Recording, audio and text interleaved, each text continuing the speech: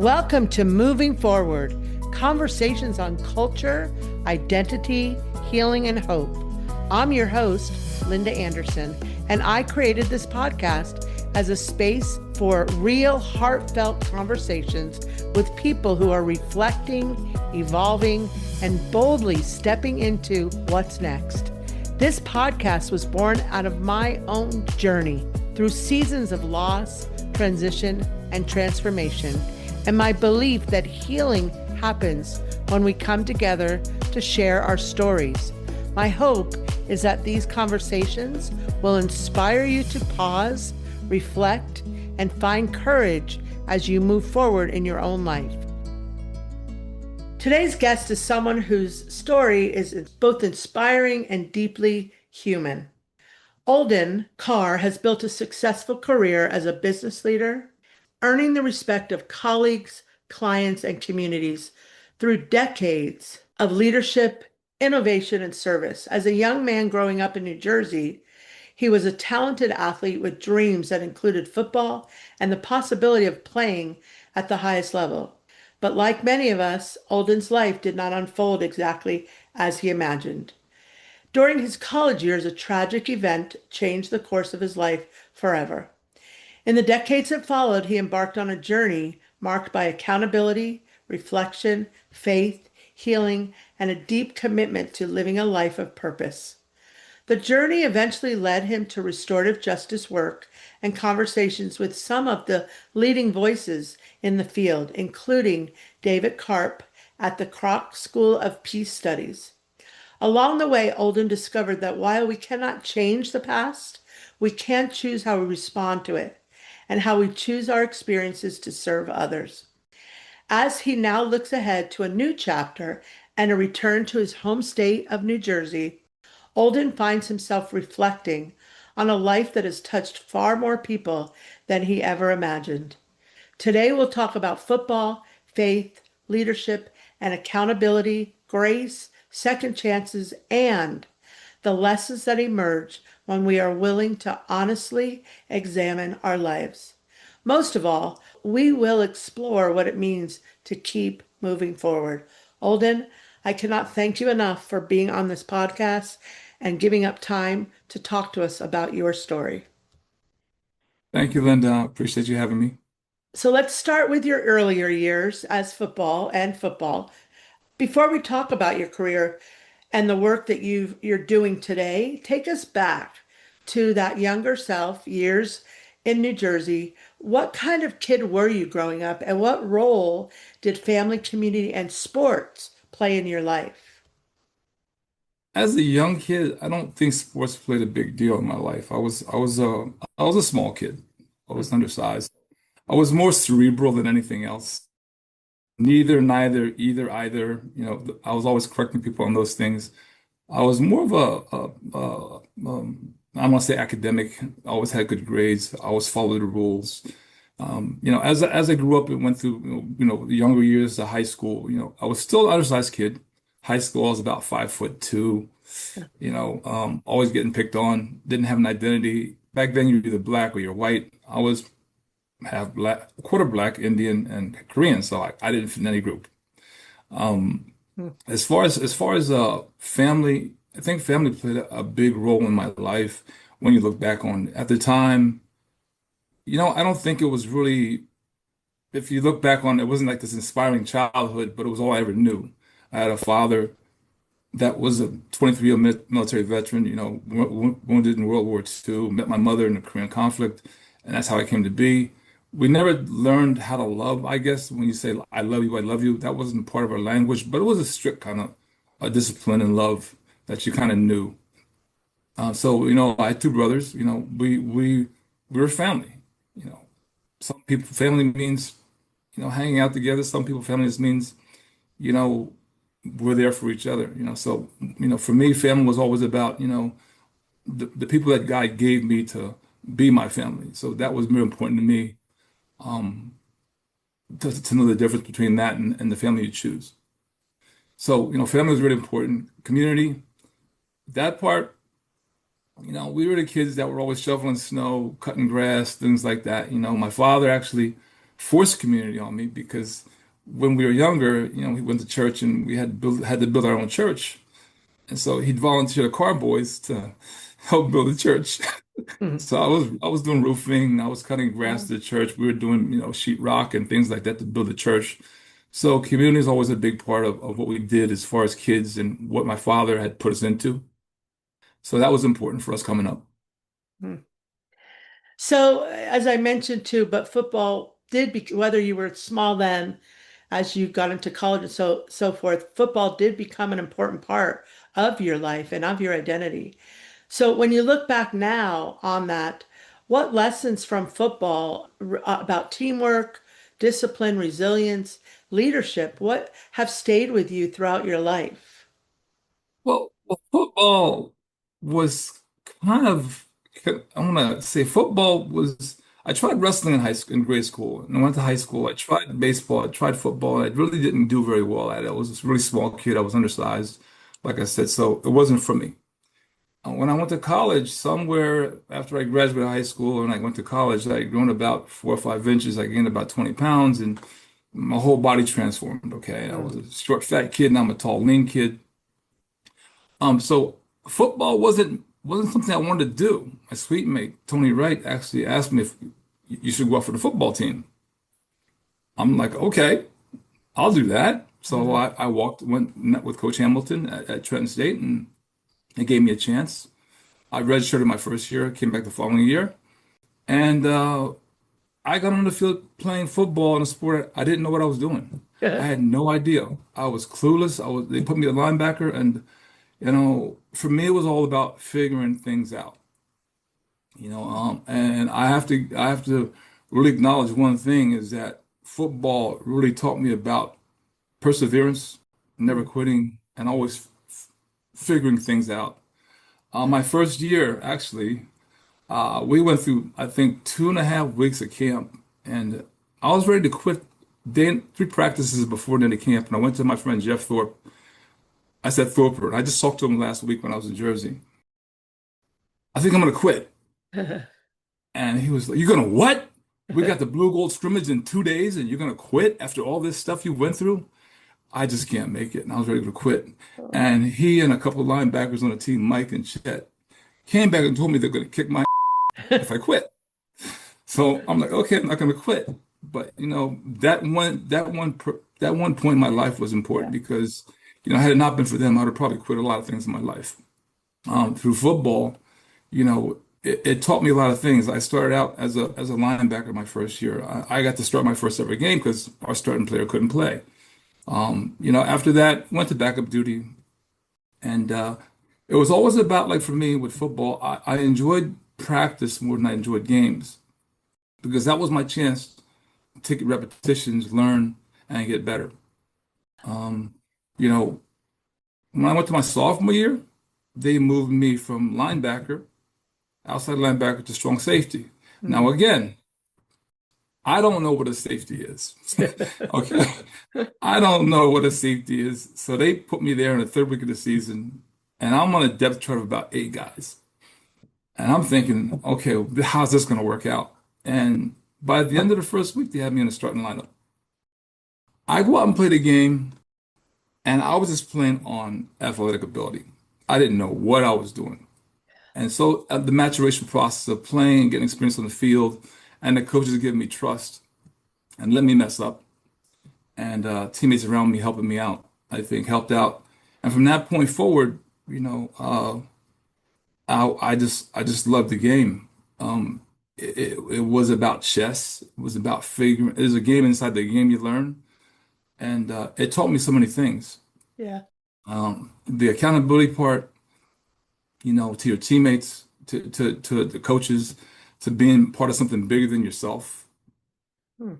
And those are the lessons I hold the most from my football years, Uh, I remember one time, accountability wise, and like I said again, we had a alumni event last week back in Jersey for the football team, and Oh. I remember we were winning a game, and the coach said to me, he said, "They're going to retaliate, but they're going to play dirty right now. So you guys don't retaliate, let it go."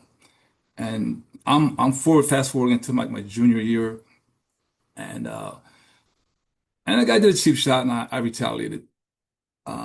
Coach Ham comes to me and says, "You're off the field." Didn't look at me, didn't say a single word. I sat this whole second half Oh, of the game. On the way home, we didn't talk. The film study, we didn't talk. Monday, Tuesday, Wednesday, I'm not on first team reps. Finally, Wednesday, he comes to me and says, "You know what you did?" I'm like, "Yeah." I said, "Okay, get back out there." And what he was trying to teach me was, as a leader, lead by example. mm, And those little instances of hard love or hard teaching were always the ones that I endeared the most. I never liked the coaches that told me, "Oh, you're great, Olden, you're doing wonderful." I always liked the coaches that told me what I did wrong, because mm. those were the ones that helped me get better and look at myself and improve week by week and really question myself, And after a certain point in time, you start questioning yourself as to what can you do better. It transfers from them to you. And I think that's the one important thing I learned from playing football. Um, like life, things happen and you have to adjust real time. And if you don't figure it out, you're probably going to have a hard time. And that's the same thing with life for me. I appreciate you saying all that too, and I hope with the listeners and young adults that yeah, things are going to happen, and that leads us to the next section. So let me just kind of talk a little bit about this though, because as I said in the intro, you had a life-changing turning point that happened, and we've been speaking about it the last couple weeks, but and I know and I hear in your voice how difficult this part of your story still is to talk about even 40 years later. So I really want to honor that right now as we go into this part of the conversation. But at the same time, you shared that you believe there is value to bringing this part of your story forward, but not to relive the pain, of course, but because of what it may teach others about responsibility, consequence, accountability, and healing.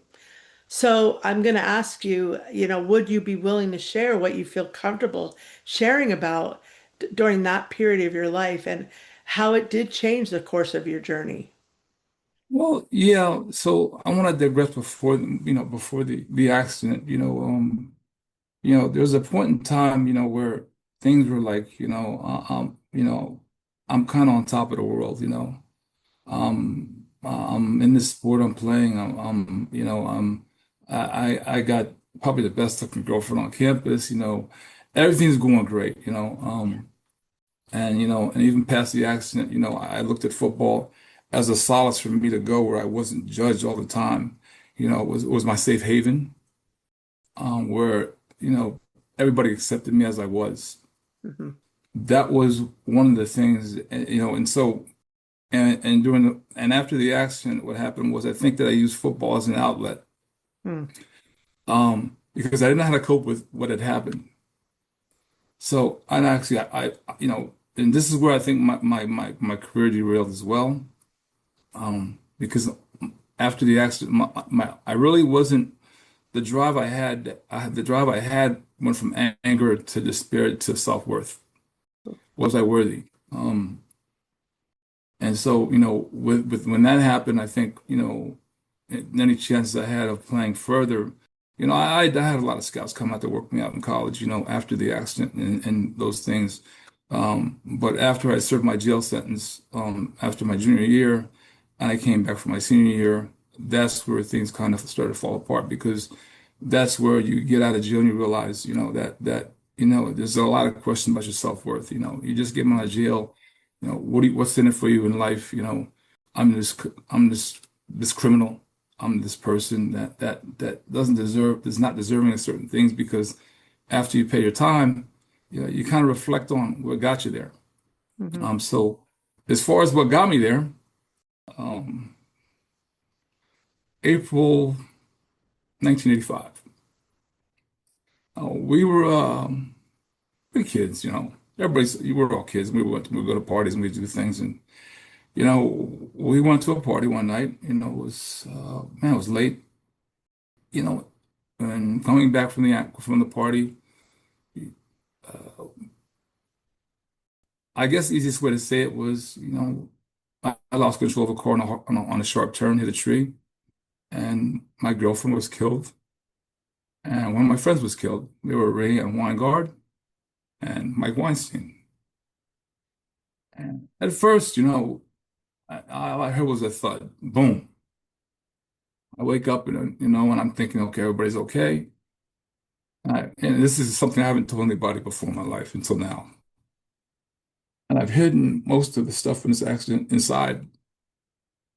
And I walked around this car and I looked at Ray, and it was pitch dark, 2 o'clock in the morning. I looked in the car and I saw her a bit bright as daylight. There was a glow around her. And she looked like she was just knocked out. And I went around the back of the seat and I saw Mike, and his head was tilted back. And, there's some things you just can't unsee. And then I realized it was serious. And then I kind of blacked out. I Mm. remember it was a lot of red lights, and then I'm in the hospital, and then the police come and say the girl didn't make it. Mm. And then, from that point, I realized things were a lot more serious than what they were. There's a lot of parts of my life in that period of time, though, I want to say, though, that, I think through defense mechanisms I learned over the last year that I blocked out. But over time, over the last year and a half or so, I've learned to remember a lot of things. Um, but people would say to me, "Well, Olden, it could have been any one of us. We all drank and we all drove. And my blood alcohol came back at 0.105, but the issue is that I always analyze that 0.05 was enough to impair my judgment. You're an athlete, make split-second decisions, yet you drank enough to impair your ability to drive a car, and you're responsible for the deaths of two people. Mm. And that was very hard to accept, and still to this day I haven't accepted. Mm. So, you know, we went through the whole process of the courts and things like that, and the arraignments, and it was highly publicized because it was an athlete. Uh, and then as we went through the trial process, so all the hearings and all the pretrial things, uh, you know, there was a gentleman by the name of Tom Molina, Thom, who saw my story on the news and reached out to my attorney and said, I want to try this thing called restorative justice. It was a principle no one ever used before. And it come to my knowledge, about 3 years ago, I was probably the first case used on the college campus for restorative justice. Um, and so, there was a lot of things going on, but I remember my attorney saying, "Oh, Holden, they didn't read your Miranda rights. We could possibly get away on this." And I remember saying, "No, I know what I did. And I just didn't feel right." So we actually changed my plea to guilty. And I felt in the rest of the court. Tom had done his thing with the restorative justice and the pretrial intervention and the reports and things like that. And so I didn't know what to expect.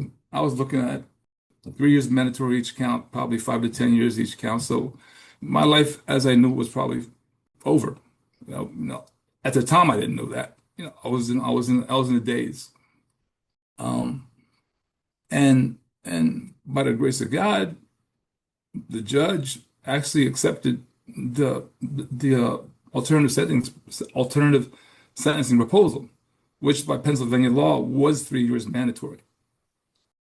And so I ended up with about 2 months, 2 to 24 uh, um, incarceration. We call shock incarceration for about 2 months, and probation, a lot of community service, things like that. I work with autistic children.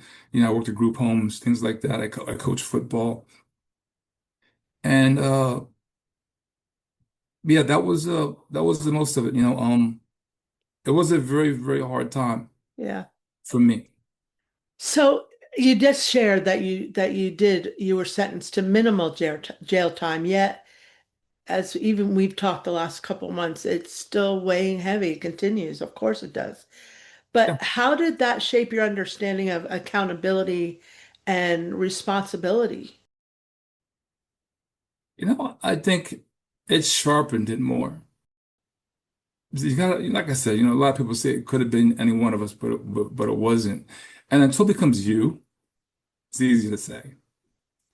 When True. you realize you're responsible for the deaths of two friends that, like Rayanne trusted me, Mike trusted me. when you violate that trust to the level of causing someone's death, Yeah. you really got to look inside and really, and and through the whole process, I looked at all the, and I was an engineer at the time, so I looked at all the accident reports. I looked at all the things that could have happened, two Mm. inches here, a degree or two there, a second, two later or sooner. And I analyzed it to the umpteenth degree of what went wrong and what I could have done differently. And there's nothing I could have done. Um, but that started me on the path of accountability. Mm. One is knowing what you did.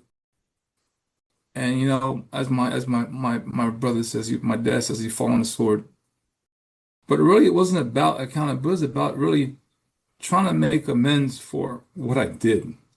And the only way I could do that is by accepting what I did and being held accountable for it, just like anybody else.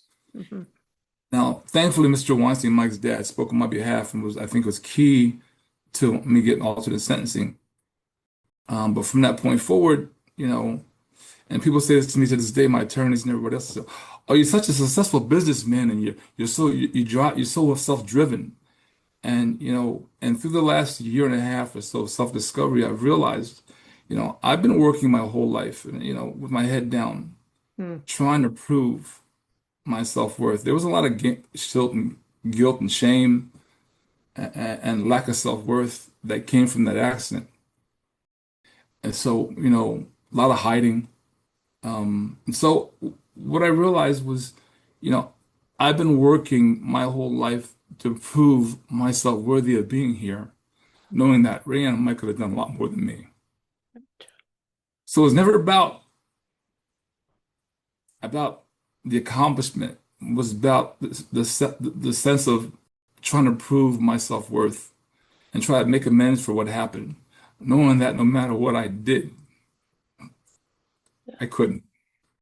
But I want to say too, I'm going to go to that again, that this podcast is about moving forward. And as I'm sitting listening and, put these conversations out to you, hearing all these different things that came into your life, helped with the change, help you understand your purpose. And you became, you now lead and you've built a very successful career, and you've led organizations in highly technical fields and safety focused industries. So when you look back again and moving forward, how did your life experiences shape the way that you led people and approached difficult situations throughout your career? Well, it's a combination of sports and the accident, Yeah. one is the drive to always prove yourself, always, I got a second chance at life, and the funniest part of it is that I was in jail with a kid from Penn State, had the Mm, same major as me, engineering, and he had 3 years. And I was wondering what happened to that kid, with a felony conviction. yeah. So, when you say what drives me, it's a combination of the discipline from football. It's a combination of what my dad and my mom raised me up to be. And it's accountability. And so in work, what drives me mostly is really it's figuring out problems, because I go back to the time when I looked at that accident scene and I looked at all the things that contributed to why'd you go? Because you left early. Why'd you drive? Why'd you do anything? You analyze those things and they serve you well in the business world, meaning, you're always looking for opportunities. You're always analyzing every possible scenario. Always looking for certain outcomes, and you overplan and you overthink. And I think so from that perspective, it served me well in the business world. Um, but Yeah. at the same time, the goal to the outside world was to build a business. The goal to Olden was to get a certain level of accomplishment that helped me feel like I've atoned for the lives that were taken like some 40 years ago. Mm, So the other thing is compassion. You know, I was supported by a lot of people. The obviously the program, the college community, the families, you know, even my family and my local community. And I never realized, how much support I had until I asked, and it was years later. I always thought I was being judged because mm, I went quiet, and we actually had a thing with the National Judicial College back in San Diego with David Carper last year. And we went through the interview process. And Tom had got back involved, and I reunited with Tom, who did my pretrial sentencing, Okay. and it was asking people about, rehash what happened with Olden back when the accident happened. And by and large, everybody said he never talked about it. Mm. So I never brought it up.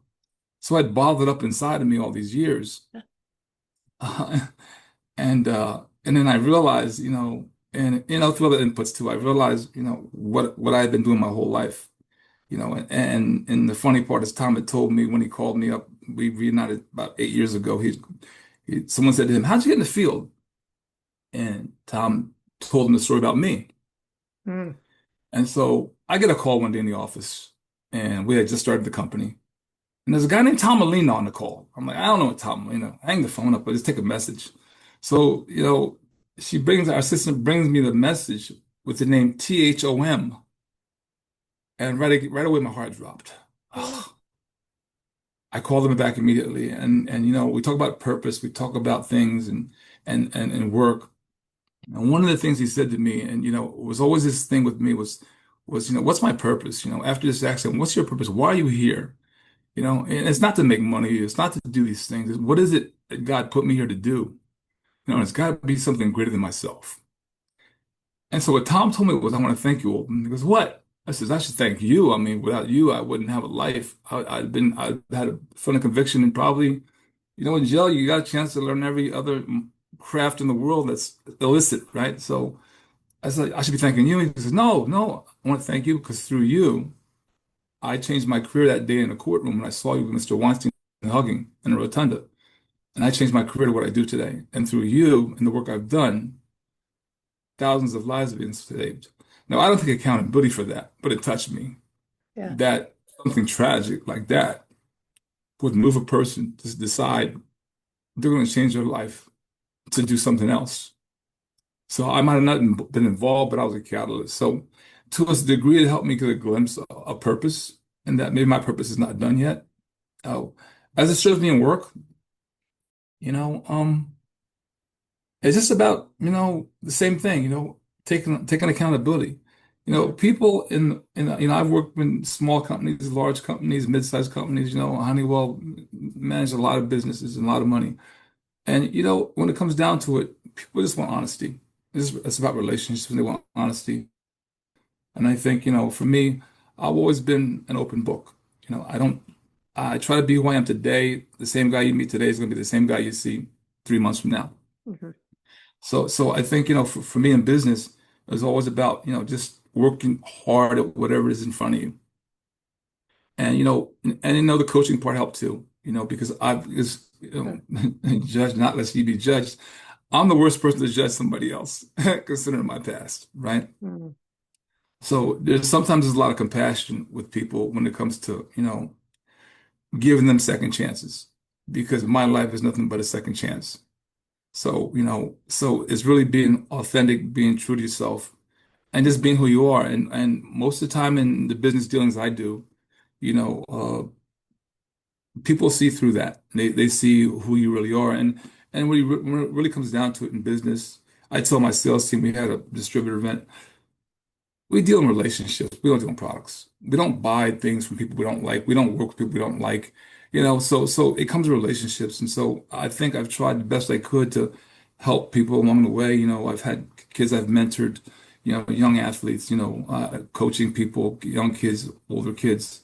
And even in the business world, you know,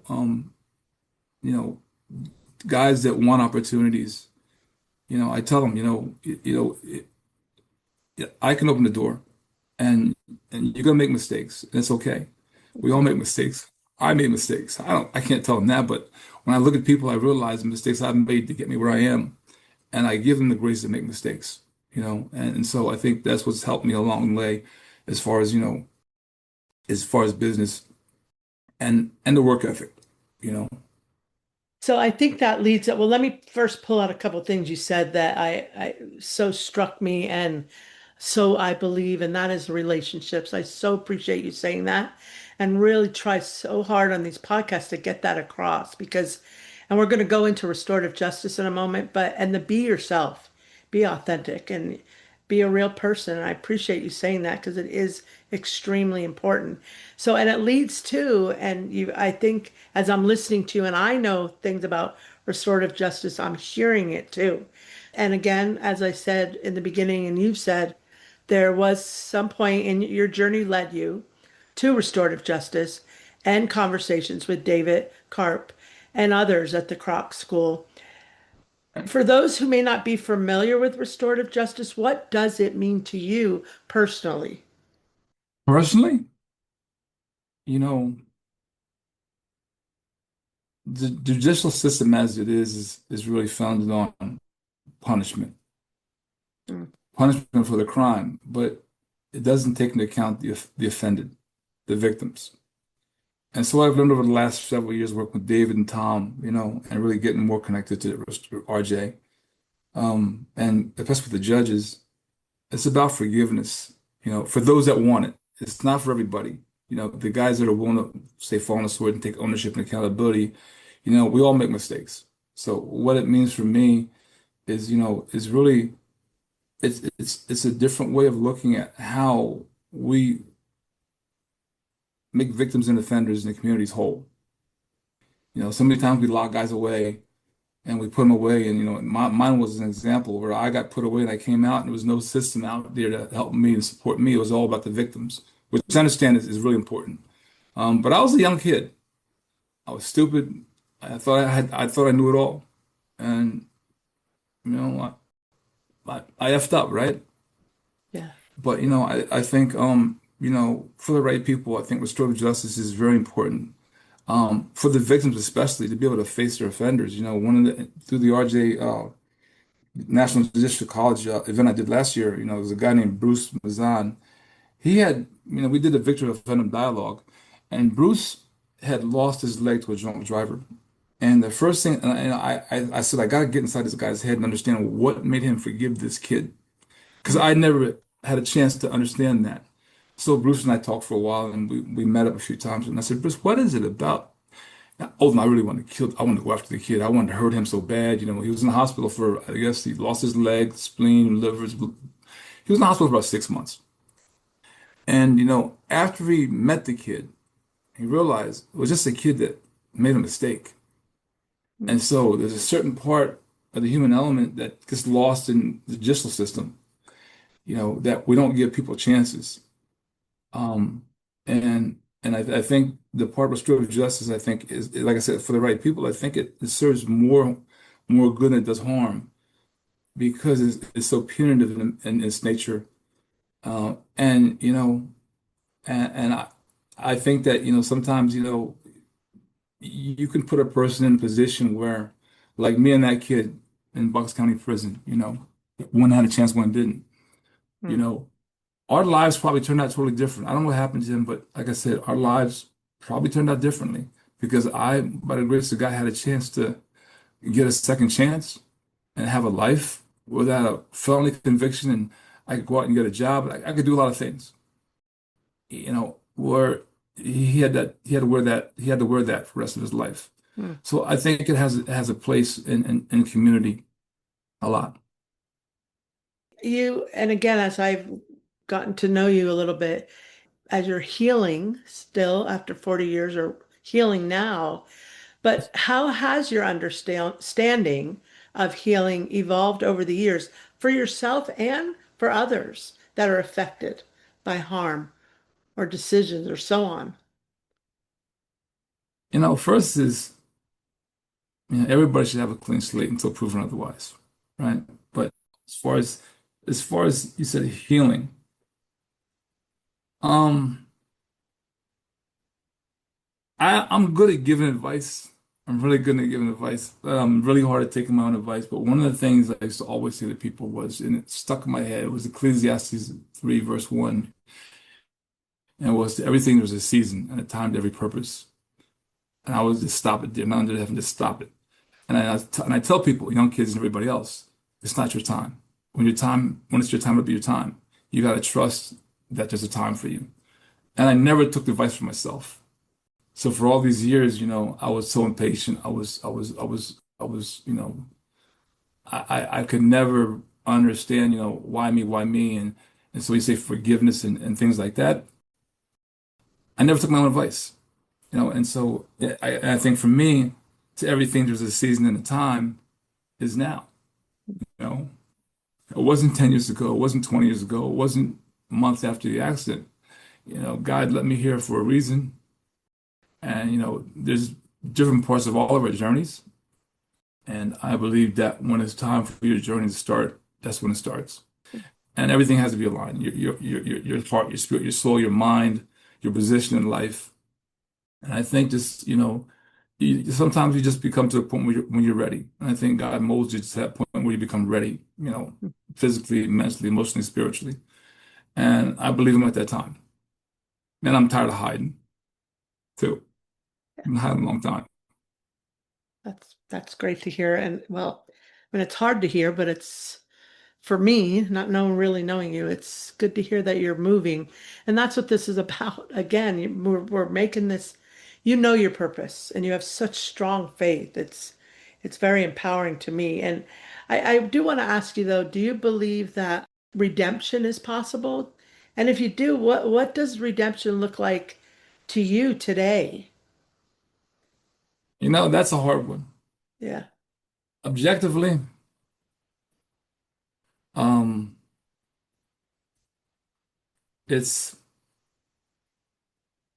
finding a higher purpose than what I've been doing for the last 40 years. Is obviously Hmm. taking the experiences I've had through a lifetime and using them to help other people. Not in the big arena. I never thought about big arenas. I've always been the guy in the background. I've never been the one that says, "Look at me." But objectively, it's something that where I can make an impact on one or two people at a time. And since the RJ event last year, I've reached out to several people, and David has been very helpful and giving me connections and and guiding me along the way and helping me with certain events. So that's I think I'm still trying to find my way. Sure. Um, but I think that's part of the process is coming out here and doing the work and figuring out where my place is in the space. It's such a huge space. Is it on the offender side? Is it on the victim side? Is it just a one-on-one basis? I don't know yet. Um, but the difference is that my eyes were open before they weren't. Subjectively, there's a part of me that says, going back to that kid, when I talk to that younger version of me, I can forgive him. But a certain part of me still, holds on to that forgiveness, saying, you know what, maybe I can't forgive myself. Maybe I'm learning to. Um, but I've got to learn how to figure out how to do something with that to be able to feel like I've done something positive. I think the other thing I hope listeners are getting from this conversation and from your life journey is moving forward isn't always straight away, like I'm going to move forward. There's a lot of dips and turns along the way, Mm. but and there's times where you're going to start listening. You'll listen and what I mean by that is the spirit, people talking to you to make that change. And you said it, where's my place? And I appreciate you saying that because again, we don't always know where our place is until we do move forward, but it may not happen immediately. And unfortunately, in this time of our life, well, not our life, but now, people want it now, right away, move. No, there's a lot of things that happen, a lot of dips and turns that happen in your life, and restorative justice, I think, helped you open even more. So I want to go into your next chapter because you're going to move into this next chapter. I want the listeners to know that after this successful career, you are now approaching another significant transition. You shared your hope, and I know you just came back from New Jersey looking for places that you hope to be in New Jersey back there this fall. And that's the place where so much of your story did begin. What led you to make that decision, though, at this point of your life? Um, when you're running away from yourself for 40 years Mm, and you don't take a chance to look up and see where you are and take inventory of who you are, right? You're just in this constant flight mode. I think I've had a chance to slow down in the last several years, really, and look back, and it really is really thankful to like a lot of coaching I've had and work with a lot of people in RJ space, and just to mentoring from other people like Tom, Alina. Um, you get to a point where you realize, and then Tom gave me a glimpse of that 8 years ago when he came back into my life, a glimpse of like purpose. Mm, Purpose is not something I'm always going to see. mm, He showed that to me. So, my thing is just going out and just, and really after all these years of doing this thing, I think there's a calling for me to do something else that I can have a greater impact that's not visible. Doesn't have to be visible, it doesn't have to be a business. It's about really, if everybody would take care of each other, the mm, next person next to them, we wouldn't have problems like we have right now. I always had this thing about my family. There's no such thing as a have and a have-nots within the same household. Whatever one had, we all had. And so, my thing is, is if is I spent enough time in this world, you know, doing things that, in the name of whatever it was. I think there's a higher calling, I think, for me. And Tom helped me see a piece of that. And it's not something that I might see immediately. It might be a ripple effect 3 or 4 layers away from me, but it's about doing the work and trusting that something good's going to come from it. You know, so many times we look at we give and what's the return? And I think if you give freely with the right intention, you don't have to get a return. The return will happen. You just got to trust it.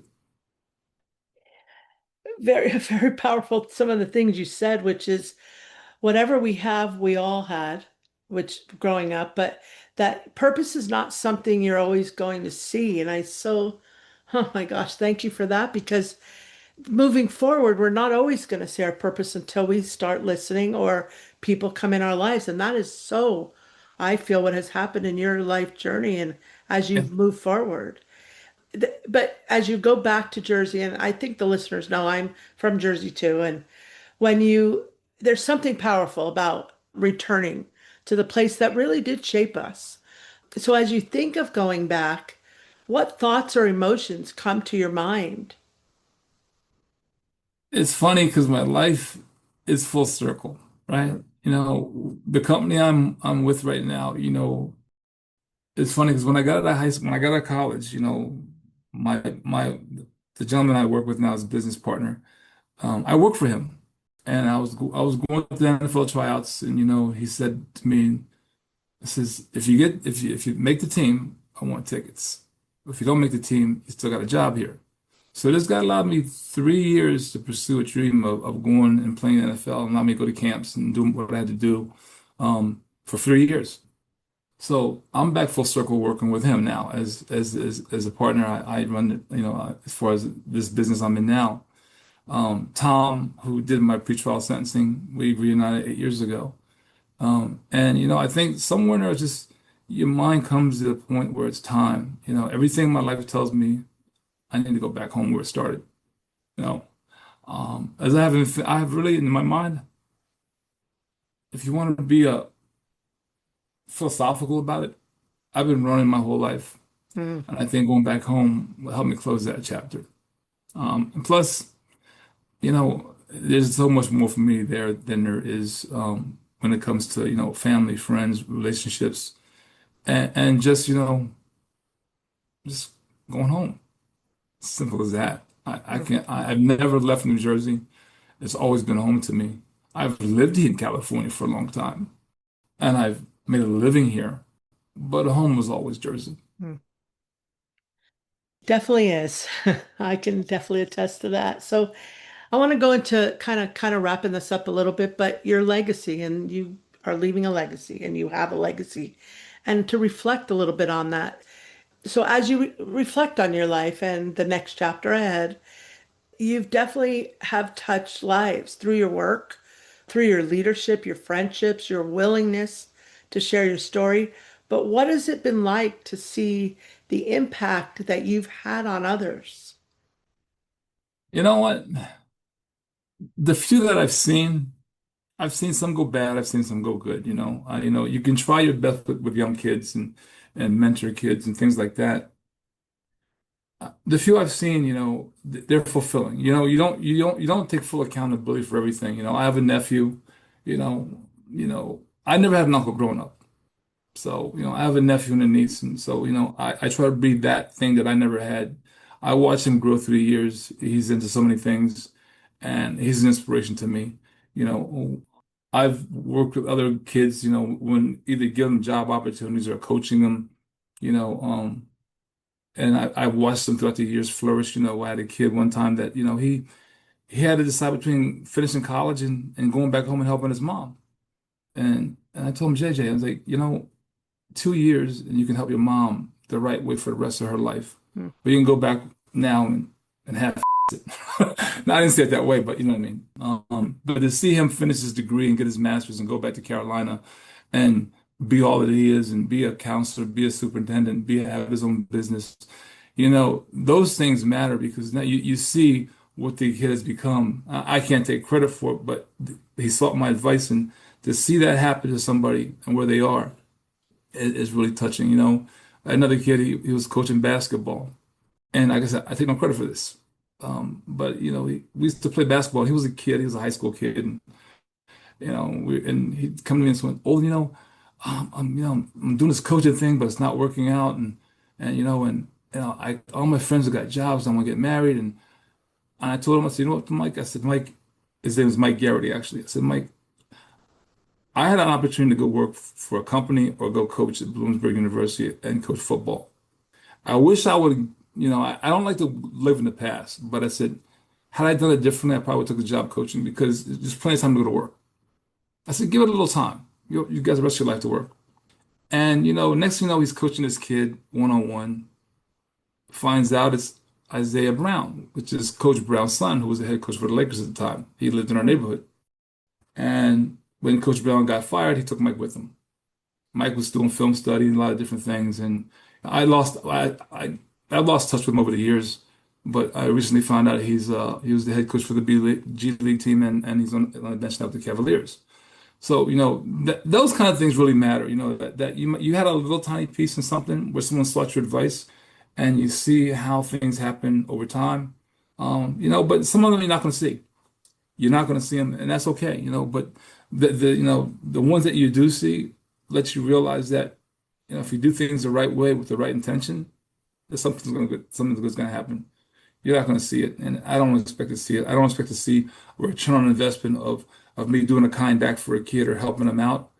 I just know that if I do it, it'll pay itself forward somehow in some way. And you may never see it. I mean, you Yeah. personally, you may never see it, but I totally believe it does happen. You just may never hear about it or see it, but they in their own lives, as you're talking about certain people, will be talking about you too, or have even, as you've touched their lives. So I hear what you're saying. You're actually in people that know me that listen to this podcast. You plant those seeds and then you move forward to your own journey, and yet those seeds are there and they're growing in them of whatever you did or helped with them. So on that note, I want to ask you, what do you hope though that young people take away from your story? Like particularly when it comes to like choices, responsibility, faith, and understanding how quickly life can change. Oh man, one message I could say. We talk about accountability. You're accountable for what happened to you and what you're going to do and who you're going to be.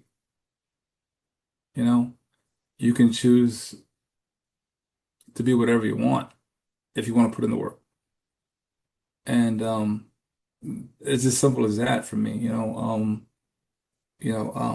My life has been nothing more than a guy that's been trying to figure out problems, and not looking for reward, but figure out problems and the next thing in front of him, taking care of that and then conquering that next task and conquering that next task. And it's about the drive that you want people put in that most people want to quit. Don't quit. Keep on going. I could have Mm. quit a long time ago. I could have given up on life. I mean, I can tell you stories about how I try to kill myself twice, right? After the accident, bottle of pills, I thought I was going to die. Nope, didn't happen. But yeah, I know. But don't give up. Keep trying. It's not going to happen overnight. Um, but just trust in the process. Trust in the work you put in, and the work you don't put in. Don't trust in that. But trust in the work you put in, and good things will come. Maybe not the way you want it. I never imagined in my life that I had a straight line to where I was going to be. The line was applying myself to everything I did. And as I did, my library of knowledge became wider and wider and wider, and what became available to me guided my path. You said this in another part when you were talking about you don't really want to go into the back, but you keep moving forward. And you said it again, don't look back, just keep going and don't quit. Oh, thank you for saying that. And trust. And that library of knowledge that is, your life is full. There's boxes all over in that head of knowledge that you have that you're bringing forward. So here's my final closing question that I have for you, Olden, and that is, so our podcast is moving forward. That's the title. Mhm. So as you look ahead to your next chapter of your life, what does that mean to you, the moving forward? What does it mean to you now as you move to this next chapter? It means actually reconnecting with the people that matter most to me, and most of them back east, but also means changing the focus on what I do. Now, I've been spent so much time in what I do in this, I don't want to call it corporate world, but call it corporate world, that I think that the gifts that God has spared me this long to have and to do are probably better used in helping people somehow, some way, some shape or form. So it's a constant journey. It's a constant journey of self-improvement, self-awareness. I'm not there yet. I know where I want to go, the direction I want to go. And if I keep on looking for it, I'll find it. You can only find what you're looking for. And so, I decided, that I'm looking in the wrong place for 40 years, what my purpose is. And I got to change that. And so I know that if I go there, it'll come as long as I'm looking. I cannot thank you enough for sharing your story with such honesty and courage. So often we celebrate people's accomplishments without ever understanding the experiences that shape them. That's why I'm doing this podcast. Today Yeah. you reminded us that our greatest growth often comes through the moments that we never would have chosen for ourselves. But your willingness to revisit one of those most painful chapters of your life speaks not only to your character and to the listeners. I have just met Olden a couple of months ago, but such strong character, and also to your belief that healing is possible. Accountability, you use that a lot. Grace, restoration, that it can exist. Through your work, you in restorative justice, your leadership and education, well, your leadership everywhere and also in education, and your commitment to helping others find their own path, you have transformed a difficult chapter. I don't know if you've realized this, but into a lifetime of service. I mean, you serve, and I'm hoping you see that in you. So as you prepare for this next season of life and returning to New Jersey, spending more time with family, continuing to share your wisdom, your knowledge, your bank of knowledge. Mhm. I know that your impact won't end with retirement. People like you don't retire from purpose. You have a purpose. You simply find new ways to live it, which you're already doing and have done. I want to thank you, though, too, Olden, for reminding us that while our past, it may shape us, but it does not have to define us. And Yeah. boy, have you gotten that message across, and I hope you feel it too. We always have the opportunity to choose, really, what comes next. So, and to everyone listening, I want to thank you for being here. If Olden's story resonated, please share the episode to someone to help them that need the reminder that healing is a journey. And Olden stressed that it doesn't happen right away. Forgiveness is possible, and that our lives, they're not defined by our worst moments. They're shaped by what we choose to do afterwards.